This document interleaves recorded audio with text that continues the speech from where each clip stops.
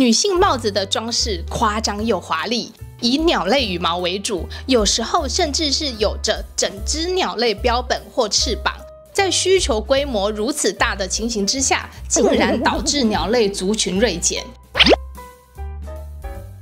大家好，我是 Sylvia， 欢迎来到时尚左脑，一起让左脑充满时尚元素。如果说洛基影集第一季在平行宇宙中开展故事，那么第二季的洛基影集则是以引人入胜的方式，在不同的时间点跳跃。在我的上一集影片中，深入探讨了洛基封神之路，揭示了设计师如何细致地串联了14年间角色服装的细节。而在这一集，我们将进一步研究如何透过考究的服装设计，巧妙地堆叠出细致丰富的时空背景。1893年正处于维多利亚时期交接至下一个时代的转捩点，这段时期的服装呈现出多样且独特的风格，男士的服装仍然保持着维多利亚时代的优雅。由于当时取暖系统还不是相当普遍，西装经常搭配成套的背心，形成标准的3件式西装穿法。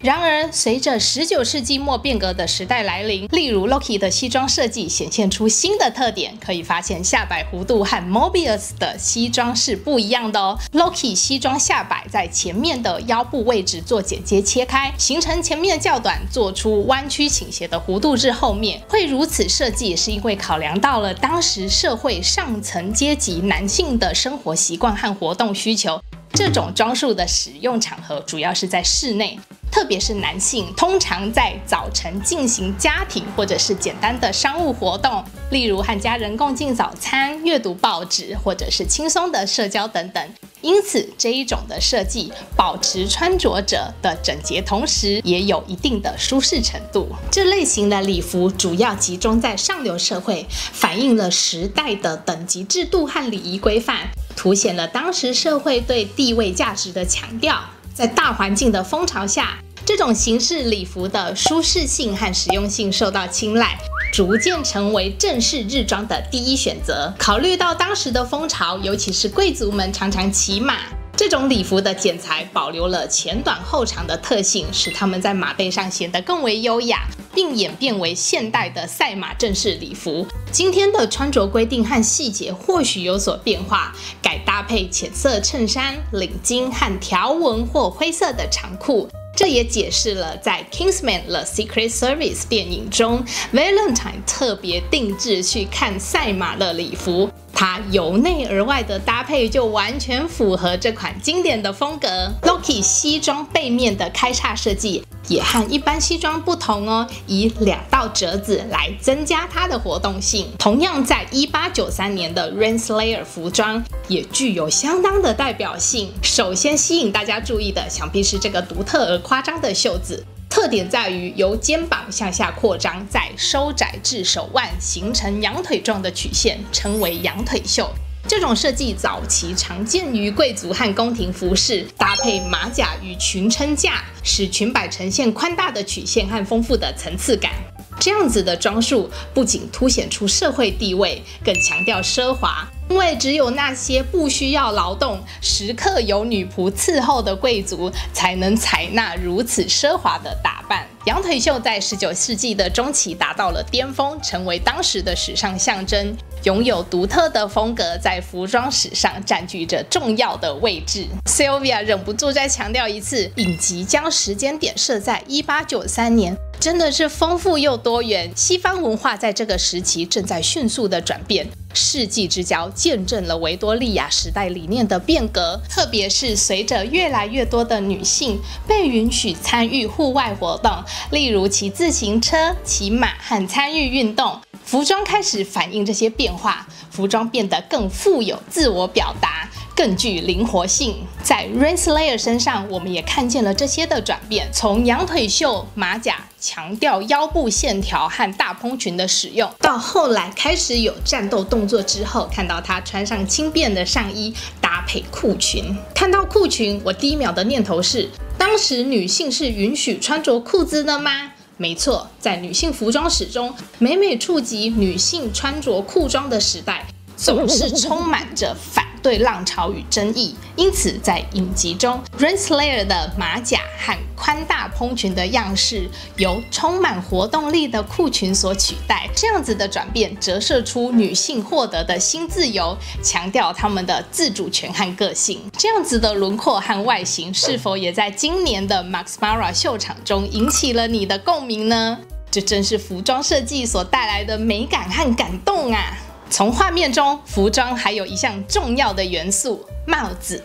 呼应先前所提到，当时的保暖系统并不普遍，帽子在基础功能上有着保暖作用。在19世纪初期，以夸张的帽子与装饰反映着物质主义文化。到了影集设定的19世纪末，服装改革运动与社会环境的转变，男士的帽子尺寸变小，帽檐缩短，两侧微微的翻起，就像 Loki 和 Mobius 穿戴的那样哦。对女性而言，在这个世纪的大部分时间里，帽子是女性的主要头饰，有小帽檐或大帽檐，并且在下巴的下方系带，与维持传统精神、表达谦虚与身份地位等各种因素相关。就功能而言，帽子的边缘可以保护脸部和颈部免受晒伤，并且保护眼睛避免受到刺眼的阳光照射。在19世纪初期，强调阶级身份的大环境下，女性帽子的装饰夸张又华丽，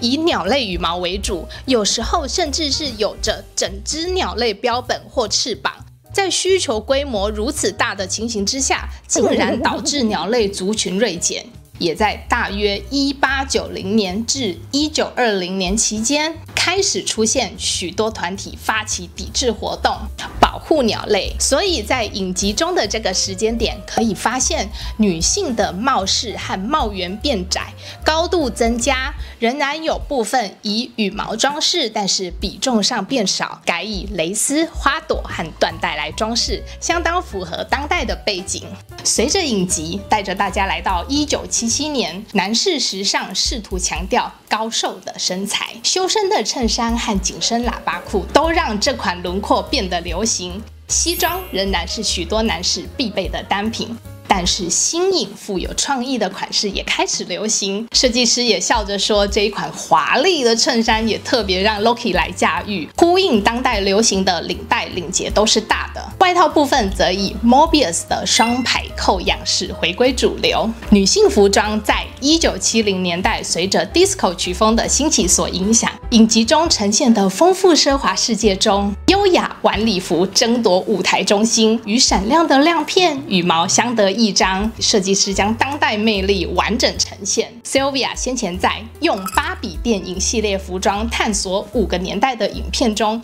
也有更多相关的解析，欢迎大家点过去观看。接着带大家进入左脑时间，我将随着本集影片内容介绍一个服装界常使用到的小单字。Renslayer 所穿的裤裙长度及踝的款式称为 culotte， 这个词源自于法文单字 culotte， 意指物体的下半部分。而在时尚领域中 culotte 指的是穿在下半身的衣着，可以包括开叉裙、裤裙，甚至在历史上曾经指的是男士马裤。这个词汇展现了时尚产业独特的词汇取名方式，它跨越了历史、语言和文化的设计，并被广泛用来描述各种不同的服装风格。相信透过今天的介绍，大家可以很快的用左右脑把单字记起来的啦。回到洛基第2季影集中的服装，呈现了19世纪迎向新时代的氛围，女性地位与社会价值转变的生动写照，以及1970年代优雅奢华的美丽年代。看到了历史的回溯和当代的写照，透过服装，我们窥探着女性在历史长河中的奋进，追求平等的坚持。如果你喜欢我的影片，请按下订阅，别忘了开启小铃铛。每一个订阅对我来说都是一个继续提供我创作的重要机会。我会持续发布更多用有趣方式介绍服装相关小知识的影片，还有记得按赞、留言、加分享。谢谢你的收看，我们下次见，拜拜。